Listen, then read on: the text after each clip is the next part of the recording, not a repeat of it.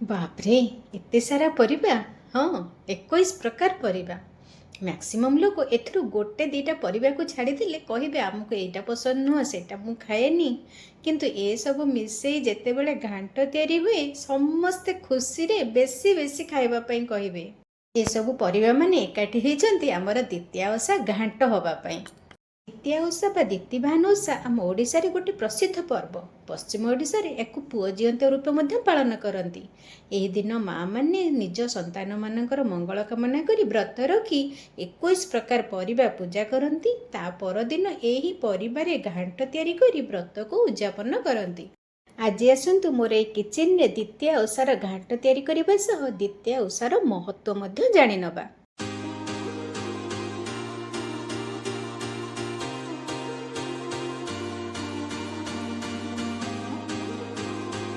ଦ୍ୱିତୀୟା ଓଷା ଘାଣ୍ଟ ପାଇଁ ମୁଁ ଦେଖାଉଛି ଆପଣମାନଙ୍କୁ ମୁଁ କ'ଣ କ'ଣ ପରିବା ନେଉଛି। ବର୍ତ୍ତମାନ ସିଜନରେ ଯାହା ଯାହା ପରିବା ମିଳେ ମୁଁ ସବୁ ଜିନିଷ ନେଇଛି। ଝୁଡ଼ଙ୍ଗ, କଦଳୀ, ଛଚିନ୍ଦ୍ରା, ଜହ୍ନି, କାଙ୍କଣ, ପୋଟଳ, ବିଟ୍, ଗାଜର, ବାଇଗଣ ଏସବୁ ନେଇଛି। ତା ସହିତ ମେନ୍ ପରିବା ହେଲା ଆମର ପାଣି କଖାରୁ ଆଉ ଖଡ଼ା। ତାପରେ ଏଠି ଆମର ନେଇଛି ଆଳୁ, ଖମ୍ବ ଆଳୁ, କନ୍ଦମୂଳ, ସାରୁ ଆଉ ଓଉ ବି ମିଳିଲାଣି। ଏସବୁ ଆମର ପରିବା ହେଇଗଲା। ତାପରେ ନେଇଛି ନଡ଼ିଆକୁ ମୁଁ ଭାଙ୍ଗିକି ଗୋଟେ ଫାଳ କୋରିବି ଆଉ ଗୋଟେ ଫାଳ ଚୁନ ଚୁନ କରି କାଟିକି ରଖିବି। ତାପରେ ନେଇଛି ବୁଟ, ସୋଲା, ମଟର ଆଉ ବାଦାମ ମଞ୍ଜିକୁ ରାତିରୁ ଭିଜେଇଥିଲି ତାକୁ ନେଇଛି। ଆଉ ଗଜାମୁଗକୁ ମୁଁ ଗୋଟେ ଦିନ ପୂର୍ବରୁ ରେଡ଼ି କରିକି ରଖିଦେଇଥିଲି। ଘାଣ୍ଟ ପ୍ରସ୍ତୁତି ପୂର୍ବରୁ ଆଗ 2 ଦିନ ପୂର୍ବରୁ ଭାଗିବାକୁ ପଡ଼ିବ, କାରଣ ଗଜାମୁଗଟା ବି ନିହାତି ଦରକାର। ଇଏ ହେଇଗଲା ଆମର ଘାଣ୍ଟ ପାଇଁ ପରିବାର ପ୍ରସ୍ତୁତି। ଏବେ ଆସନ୍ତୁ ସବୁ ପରିବାକୁ ଭଲ ଭାବରେ ପରିଷ୍କାର କରି ଧୋଇ ଧାଇକି କାଟି ନେବା। ପ୍ରଥମେ ପାଣି କଖାରୁ ଗୋଟା ଅଛି, ମୁଁ ତାର ଫାଳେ ପାଣି କଖାରୁ ନେଇ ଚୋପା ଛଡ଼େଇ ତାକୁ ଆଗ କାଟି ନେବି। ପରିବା କାଟିବା ଭିତରେ ଆସନ୍ତୁ ଦ୍ୱିତୀୟା ଓଷାର କ'ଣ କଥା, ତାର ମହତ୍ତ୍ୱ କ'ଣ ଜାଣିନେବା। ନାଁଟି ସିନା ଦ୍ୱିତୀୟା ଓଷା, କିନ୍ତୁ ଓଷାଟି ହୁଏ ଆମର ଆଶ୍ୱିନ ମାସ କୃଷ୍ଣପକ୍ଷ ଅଷ୍ଟମୀ ତିଥିରେ। ସେଟା ହେଲା ମୂଳା ଅଷ୍ଟମୀ ଦିନ ଆମର ଦ୍ୱିତୀୟା ଓଷା ହୁଏ। ମୂଳା ଅଷ୍ଟମୀ ଦିନ ମାଙ୍କର ଦେବୀ ଉତ୍ଥାପନ ଦିନ, ଆଉ ତା ସହିତ ଆମର 16 ଦିନାତ୍ମକ ପୂଜା ଆରମ୍ଭ ହୁଏ। ଦ୍ୱିତୀୟ ଓଷା ଦିନ ସୂର୍ଯ୍ୟଙ୍କର ପୁତ୍ର ଦ୍ୱିତୀବାହନଙ୍କୁ ପୂଜା କରାଯାଏ। ସେଇ କାହାଣୀଟି କ'ଣ ଶୁଣନ୍ତୁ। କିଛି ମହିଳାମାନେ ଏକାଠି ହୋଇ ସୂର୍ଯ୍ୟଙ୍କ ପୁତ୍ର ଦ୍ୱିତୀବାହନ, ଯିଏ ଜଣେ ବିଧବା ବ୍ରାହ୍ମଣୀଙ୍କ ଘରେ ଜନ୍ମ ହୋଇଥିଲେ, ତାଙ୍କ ପୂଜା କରୁଥିଲେ। ଚିଲ ଆଉ ଶିଆଳ ଏହି ପୂଜା କରିବାର ଦେଖି ମନେ ମନେ ଭାବିଲେ ଆମେ ବି ଏହି ପୂଜା କରିବା। ଏହି ପୂଜା ପାଇଁ ମହିଳାମାନେ ସପ୍ତମୀ ଦିନ ଏକବାର ଖାଇ ଅଷ୍ଟମୀ ଦିନ ପୁରା ଉପବାସ ରହି ରାତିରେ ସବୁ ପରିବାରେ ଦ୍ୱିତୀବାହନଙ୍କୁ ଓଷା କରି ତା ପରଦିନ ଏହି ପରିବାରେ ଘାଣ୍ଟ ତରକାରୀ କରି ବ୍ରତକୁ ଭାଙ୍ଗନ୍ତି। ଚିଲ ଆଉ ଶିଆଳ ମହିଳାମାନଙ୍କର ବଳିଥିବା ପରିବାରେ ଏହି ବ୍ରତ କରିବେ ବୋଲି ଭାବିଲେ। ଚିଲ ତ ଦିନ ଯାକ ଉପାସ ରହିଗଲା, କିନ୍ତୁ ଶିଆଳ ରହିପାରିଲାନି। ସେ ମାଂସ ଖାଇ ଦେଇଥିଲା। ଏଠି ଦେଖନ୍ତୁ ମୁଁ ପରିବା ସବୁ କାଟି କୁଟିକି ରେଡ଼ି କରିଦେଲି। ବର୍ତ୍ତମାନ ଘାଣ୍ଟ ପାଇଁ ଆମେ ମସଲା ରେଡ଼ି କରିବା। ସେଥିପାଇଁ ମୁଁ ନେଇଛି ଜିରା 2 ଚାମଚ, ଧନିଆ 1 ଚାମଚ, ପାନମଧୁରୀ 1 ଚାମଚ, ବଡ଼ ଅଦା ଖଣ୍ଡେ ପୁରା ଛୋଟ ଛୋଟ କରି କାଟିକି ନେଇଛି। এই ଘାଣ୍ଟରେ ଡାଳଚିନିର ବାସ୍ନାଟା ଟିକେ ବେଶୀ ଭଲ ଲାଗେ, ସେଥିପାଇଁ ଏଠି ବଡ଼ 3 ଖଣ୍ଡ ମୁଁ ଡାଳଚିନି ଛୋଟ ଛୋଟ ଭାଙ୍ଗିକି ନେଇଛି। ଗୁଜୁରାତି 4ଟା, ଗୋଲମରିଚ ସେମିତି 1 ଚାମଚ ପୁରା ଫୁଲ୍ ଗୋଲମରିଚ, ତାପରେ ଜାୟତ୍ରୀ ଆଉ ଜାଇଫଳରୁ ଛୋଟ ଖଣ୍ଡେ ଆଉ 4-5ଟି ଲଙ୍କା, ତା ସହିତ ନେଇଛି 2 ଚାମଚ ପୋସ୍ତ। ଏସବୁକୁ ଆମେ ଗୋଟେ ମସଲା ତିଆରି କରିଦେବା। ମସଲା ରେଡ଼ି ହେଇଗଲା, ପରିବା ବି ସବୁ କାଟି କୁଟିକି ରେଡ଼ି ହେଇଗଲା। ଏବେ ଆସନ୍ତୁ ଆମେ ଘାଣ୍ଟ ତିଆରି କରିବା। ଗ୍ୟାସ୍ ଅନ୍ କରି ଆମେ ଗୋଟେ ବଡ଼ ହାଣ୍ଡି ବସାଇବା। ଯେତେବେଳେ ଆମର ହାଣ୍ଡିଟି ଗରମ ହେଇଯିବା, ସେଥିରେ ଆମେ ନେଇଯିବା 3-4 ଚାମଚ ଘିଅ। ଘିଅ ଗରମ ହେଇଗଲେ ଆମେ ସେଥିରେ 2 ଚାମଚ ଫୁଟଣ, 3-4ଟା ତେଜପତ୍ର ଆଉ ଯେଉଁ ମସଲା ରେଡ଼ି କରିକି ରଖିଛେ ସେଥିରୁ 3 ଭାଗ ମସଲା ଆମେ ନେଇଯିବା। ଆଉ ଏହି ମସଲାକୁ ଆମେ 2-3 ମିନିଟ୍ କଷାଇବା। 2-3 ମିନିଟ୍ ମସଲା କଷି ହେଇଗଲା ପରେ ପ୍ରଥମେ ଆମେ ନେବା ପାଣି କଖାରୁ, ଖମ୍ବ ଆଳୁ, ସାରୁ ଆଉ କନ୍ଦମୂଳ ଏସବୁ ଯେଉଁ କାଟିକି ରଖିଛେ ତାକୁ ପକାଇବା। ପାଣି କଖାରୁ ଟିକେ ନାକୁ ମସଲା ସହିତ ଆଗ କଷେଇ ଦେଲେ ତାର ପାଣିଚିଆ ଅଂଶ କଟିଯିବ। ଏତିକି ଭିତରେ ଆମ କାହାଣୀର ବାକି ଅଂଶ ଶୁଣିଦେବା। ଚିଲ ଓ ଶିଆଳ ପରେ 2 ଭଉଣୀ ରୂପେ ଜନ୍ମ ହେଲେ, ଆଉ ଯେତେବେଳେ ବାହା ହେଲେ ଚିଲ ବାହା ହେଲା ଜଣେ ମନ୍ତ୍ରୀ ପୁଅକୁ ଆଉ ଶିଆଳ ବାହା ହେଲା ଜଣେ ବେପାରୀ ପୁଅ। ବଡ଼ ଭଉଣୀ ଚିଲ ଯେତେବେଳେ ଭଲରେ ଉପାସ କରିଥିଲା, ତାର ପିଲାମାନେ ସବୁ ସୁସ୍ଥ ସବଳ ଆଉ ବହୁତ ଭଲ ଜ୍ଞାନୀ ହେଇ ବଢ଼ିଲେ। କିନ୍ତୁ ଶିଆଳ ତ ଭଲରେ ଉପାସ କରିନଥିଲା। ତେଣୁ ସାନ ଭଉଣୀ ଶିଆଳର ସବୁ ପିଲା ଦୁର୍ବଳ ହେଇ ଜନ୍ମ ହୁଅନ୍ତି ଆଉ କିଛି ଦିନ ପରେ ମରିଯାଆନ୍ତି।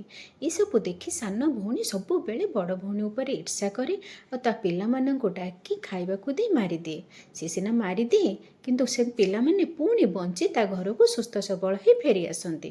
ଏସବୁ ଦେଖି ସାନ ଭଉଣୀ ବହୁତ ମନ ଦୁଃଖ ରୁହେ।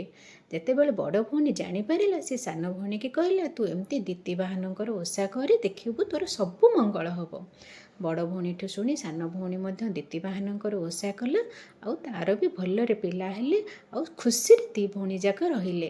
ସେଥିପାଇଁ ଏହି ଦିତିବାହନ ଓଷା ଦିନ ଚିଲ ଆଉ ଶିଆଳଙ୍କ ପାଇଁ ମଧ୍ୟ ଖାଦ୍ୟ ଭୋଗ ପୂଜା କରାଯାଏ। ଜାଣିଛନ୍ତି ଦିତିବାହନ ଓଷା ଦିନ କାହିଁକି ସବୁ ପ୍ରକାର ପରିବାରେ ପୂଜା କରାଯାଏ? କାରଣ ଆମେ ପ୍ରକୃତି ରାଣୀକୁ ସମ୍ମାନ ଦେବା ପାଇଁ ଆମେ ସବୁ ପ୍ରକାର ପରିବା ପୂଜା କରିଥାଉ। ତା ସହିତ ସମସ୍ତଙ୍କ ସହିତ ସୁସମ୍ପର୍କ ରଖିବା ପାଇଁ ପରିବାର ତିଆରି ଘାଣ୍ଟକୁ ମଧ୍ୟ ସମସ୍ତଙ୍କ ଘରେ ବଣ୍ଟାଯାଏ। ଲୋକମାନେ ପ୍ରସାଦ ଆକାରରେ ବହୁତ ଖୁସିରେ ମଧ୍ୟ ଏହାକୁ ସେବନ କରନ୍ତି। କଷି ହେଇଗଲା ପରେ ଆମେ ଯେଉଁ ପାଣି କଖାରୁ ଏକା ପରିବା ପକେଇକି ତାକୁ କଷେଇଥିଲେ ତାକୁ ଆମେ 2 ମିନିଟ୍ ଘୋଡ଼େଇ ଦେବା। 2 ମିନିଟ୍ ଘୋଡ଼େଇ ଦେଲା ପରେ ପୁଣି ଆଉ ଯେତିକି ପରିବା ଥିଲା ତାକୁ ପକେଇବା। ଆଉ এই ପରିବାକୁ ସିଝିବା ପାଇଁ ମୁଁ ଏଠି 2 କପ୍ ପାଣି ଦେଇଛି। ବର୍ତ୍ତମାନ ଘୋଡ଼େଇ ଦେଲା ପରେ ଆହୁରି ବି ମୋର ବହୁତ ସାରା ପରିବା ରହିଲାଣି। ଦେଖିଲେଣି ମୋର ଏଇ ଛୋଟ ଜାଗାଟି ଆଉ ହେବନି, ତ ମୁଁ ଆଉ ଗୋଟେ ବଡ଼ ଜାଗାକୁ ଏସବୁକୁ ଟ୍ରାନ୍ସଫର୍ କରିନେବି। ବାକି ଯେତକ ପରିବା ଥିଲା ସବୁ ପରିବାକୁ ୟା ସହିତ ମିଶାଇ ନେବା।